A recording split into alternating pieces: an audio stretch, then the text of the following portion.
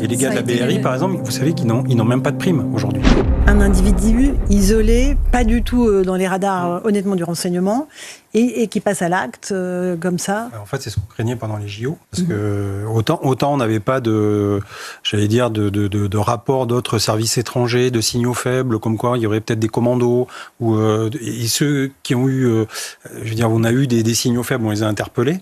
Il y a eu énormément d'interpellations en amont des JO. En amont, déjà, avec des contrôles. Et puis on a interpellé, je crois que c'était vers Saint-Étienne, en Gironde aussi, on a détecté...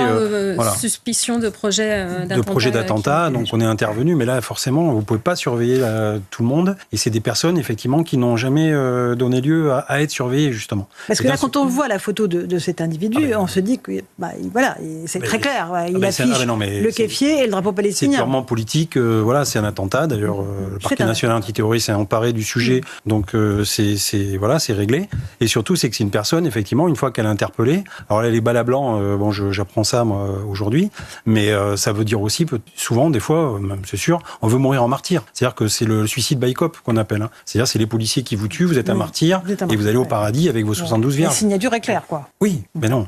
Et surtout, c'est un travail parce que là, on a un élément, une fois que la personne, qu'on a la photo, on cherche l'identité, et après, il faut savoir les lieux de chute. Et donc, c'est tout un service de plusieurs services policiers, et notamment la BRI, les BRI, qui ont logé la personne. Il y a eu plusieurs appartements et plusieurs endroits, en fait, où le raid est intervenu, et qui étaient vides. Donc, il a fallu après reloger. Et quand vous allez loger quelqu'un au quartier Pisevin, à Nîmes, très connu comme point de deal avec ses fusillades.